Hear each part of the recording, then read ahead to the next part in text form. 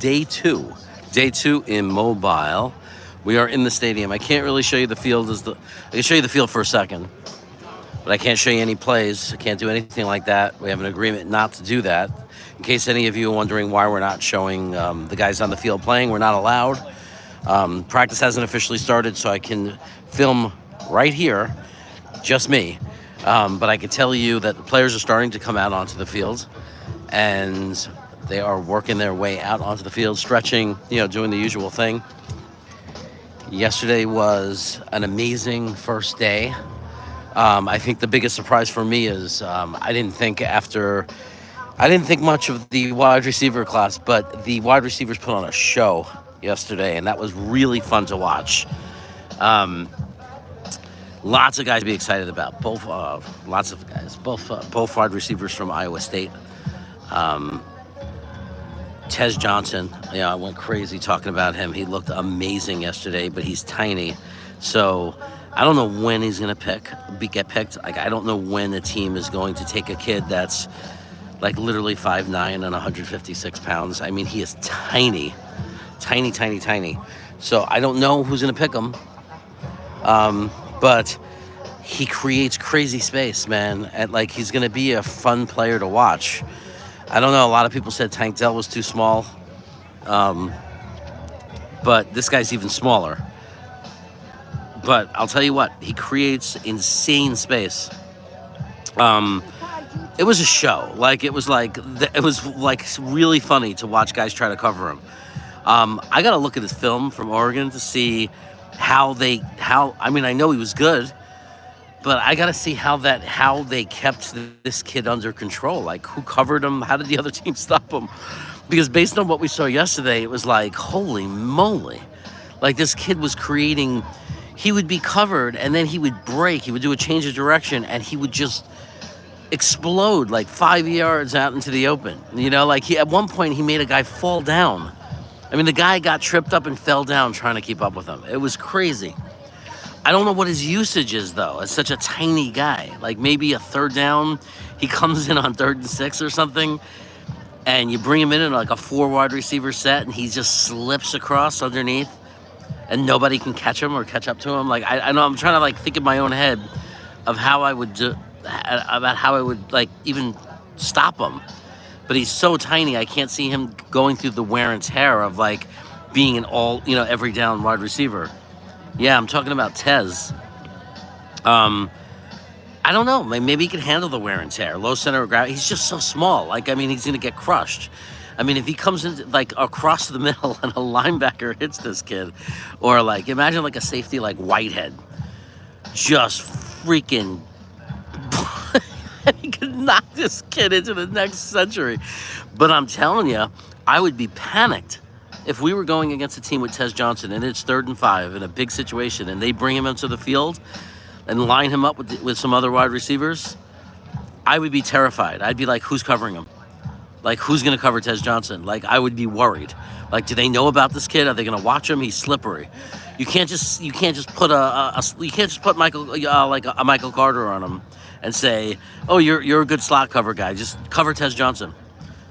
I don't know. I mean, it's maybe, but I'm telling you, he's slippery. He's really quick, and he's crazy. It would be hard to imagine stopping him if he did a short little route, especially if he was crossing it if he was cutting under his own receivers. So it'd be hard to even get to, you know what I mean? He lines up to the right of them. They and a 3 wide receiver on one side set, and then just cuts behind them. They go past them, and he cuts across. So it's really hard for safeties to get up. And the only way to stay with him is from behind, literally follow him across. That's going to be nearly impossible. You could design plays where it's just 5 yards automatic.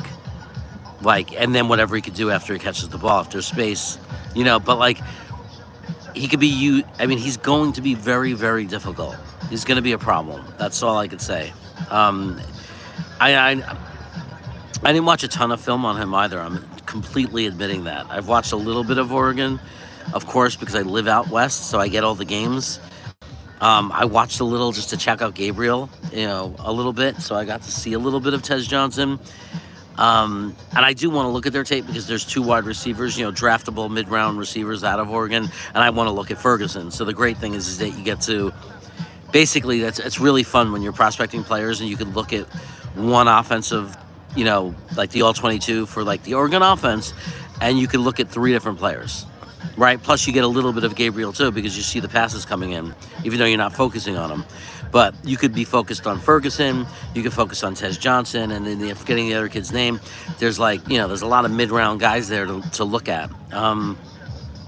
So I will do that. It's early, man. It's January. I don't know why this year feels like it's earlier than it was last year. Last year I felt like I was further along, and this year I feel like I got a lot to do. Especially with wide receiver. I mean, it's like Eric McMillan, and then it's just like, I watched that Lucas guy or whatever, the guy from Ole Miss. I didn't like his film. I don't like his build. He was built like Malachi Corley.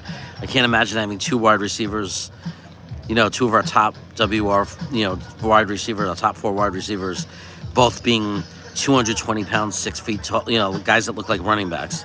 I don't know. I just can't seem to get, I think you could have one of those guys. I don't want a room full of 6 foot, 220 pound guys that look like running backs playing wide receiver. So I don't know. I have a bias against them. So, and then the kid from Ohio State, Ogabi or whatever. The only issue I have with him is, he could play outside. He could play outside. I don't know if in the NFL they might use him more at slot. I guess he could play outside too. But yeah, I mean, there's nothing not to like about him. He's an Ohio State receiver. They always get the best, 5 or 4 star guys out of high school, and they always put on a show, and they've done well. Like a lot of the Ohio State wide receivers translate very well to the NFL. So I could see us trading back. And, if we traded back, if somebody slipped and somebody wanted to trade up and we traded back, into the late teens, early 20s, I could see us taking that kid, whatever. But that's a possibility.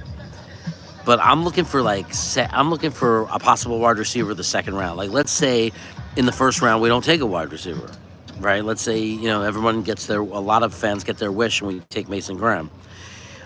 What are we going to do with wide receiver? Like, we need a wide receiver for the future. Like, we have Garrett Wilson. He's the only one we have for the future. Like, Devontae Adams might be 1 year. Malachi Corley is way too much of a question mark because we don't know anything. And it's not a great feeling, the fact that he couldn't get on the field. Hopefully it was the coaching staff's fault. Hopefully they all look stupid. But even with Malachi Corley, he's like a slot. He's a specialist. He's a yak guy. Like, I want a real boundary receiver. And if we don't take McMillan, we gotta pay attention to these guys that are, these other guys in the second and third round. So there's this guy Noel from Iowa State. There's Jalen Reed. There's a bunch of guys that we were watching yesterday that we like.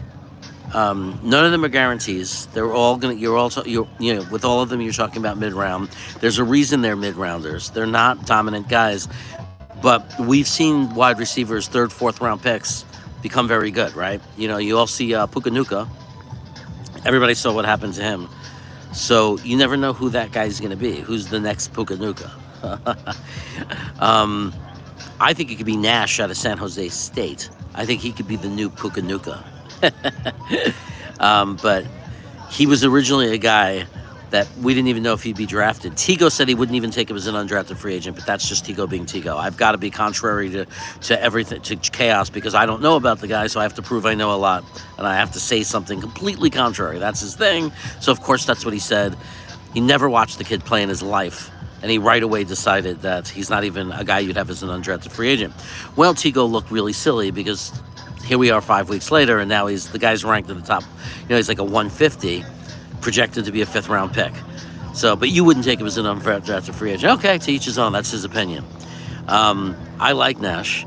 He's one of those guys who can't prove himself because he's going against inferior competition. San Jose State, they don't play anyone. So he's untested. We don't know anything about him other than I could tell you he's a little of everything. He's kind of tall. He's lanky. He has really good hands. He catches the ball with his hands. He gets up high. He can go up top. and make good catches like that.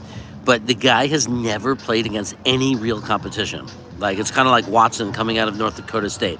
There's just no way to know, right? But except he's not even as fast as Watson. But he's one of those guys who also could be like a Pukanuga. Like, he seems like a guy who can just do everything just good enough, but just be a smart football player and gets open a lot and just finds a way to find the seams and just make plays.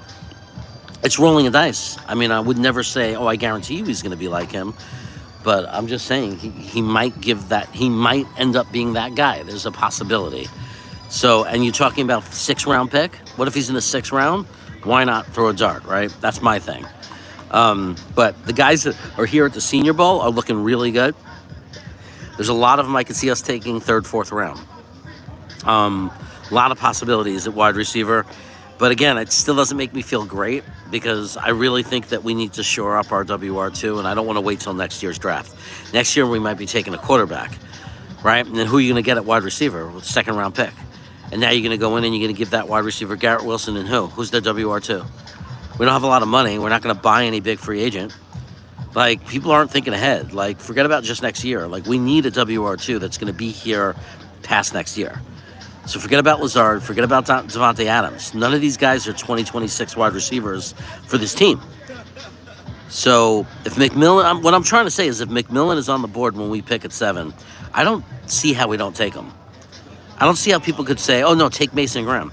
There's like 10 defensive tackles here that could be anywhere from the 2nd to 4th round that are animals, that could be very decent, good players to play next to Quinnen Williams. Plus, you got LT3, who was only a rookie, undrafted free agent rookie, who actually had some good moments last year. I don't understand why people think it's so important that we try to get another superstar defensive tackle to be next to Quinnen. By the way, people need to stop comparing him to Quinnen. He's not that athletic, so he has a limited ceiling. He's not going to be one of these elite top 5 or top 3 defensive tackles in the NFL, I don't think, because he doesn't have the athletic ability to do it. He has a very low floor, though, or a very high floor. He's going to be a very solid player, I get it. But you can get a guy that's 80 to 90% of him in the 2nd or 3rd rounds. And with wide receiver, there's nothing close to Eric McMillan in this draft. If we don't get him, we're not going to have a number 2 wide receiver. And then next year, everyone that's forgetting about it right now and refuses to listen to me this and accept this, in a year from now, you're going to be crying. Because Devontae will be gone, Lazard will be gone. We're going to have Garrett Wilson, and we're going to have nobody. We're going to have no wide receiver room, and we're not going to have the money, especially if we bring Devontae and Rodgers back. Then we're going to pass off about $50 million in cap to the 26 situation. We're going to have a horrible cap situation. So, and we have to sign a bunch of guys next year. Next year's the killer year. Garrett Wilson, Breece Hall, JJ, like a million guys. Sauce Gardner. So everybody's got to stop this nonsense. Like, we're not going to be able to get a wide receiver. Like, how do you draft a quarterback? And we're gonna pull another Sam Darnold. We're gonna get a quarterback and say, here's no support. You have Garrett Wilson. That's all you get. Like, we got to lock down a wide receiver. So at least there's plenty of tight ends, defensive tackles later in this year's draft, and then next year you'll be able to get in the 2nd and 3rd round. You can fill those positions. But you want to bring, we have a good offensive line. We could add to it in the mid-rounds, build depth to it. We're going to be solid on offensive line. If you're going to draft a quarterback in 26, you want to bring them to a situation where they have an offensive line, they have a good running back room. That's not a problem. They're going to have running backs. And you want to give them at least 2 wide receivers. You want to give them someone on top of Garrett Wilson. And if Malachi ends up being the slot guy, that's great. Then you give him 3 receivers. But I don't see what people need to give me an answer. If you don't take McMillan, what is your answer for WR2 after 25? I'm so tired of, we'll worry about it then. No, you don't worry about it then, especially if your goal is to take one of the quarterbacks in the 26th draft. You can't worry about a wide receiver then. You have to bring them into a situation where they can succeed. Do you think Aaron Rodgers will be on the team next year? I'm going to guess 60% yes, 40% no. And I got arguments, as far as I feel about it, I got arguments of why I'd be happy and why I wouldn't. The positive side for me is he is the best quarterback that we probably have that could be on the field for us next year. And I want the new coaching staff to have some success. And I'd love to take a shot at the playoffs and get that monkey off our back. My only feelings against it, my feelings of concerns are then we're pushing a lot of cap money to 26, a lot of pain to 2026, and that's when we have to sign a lot of guys. So it's going to create some very uncomfortable situations in 26 and building our roster, where people are going to cry and be very upset about it. But you might see some guys go that you don't want to see go, and remember this conversation. Remember this. Remember the decision for like the cost of keeping Rodgers. It's going to come at a cost because we're going to lose some guys you want in 26 if we do that. We're not going to be able to get free agents you want in 26 if we do that. There's going to be a really big price to pay. Guys, that's the horn. That means practice is starting. I got to go and start looking at my offensive linemen. So thanks for watching. I'll be back. I'll see you later for an after practice report.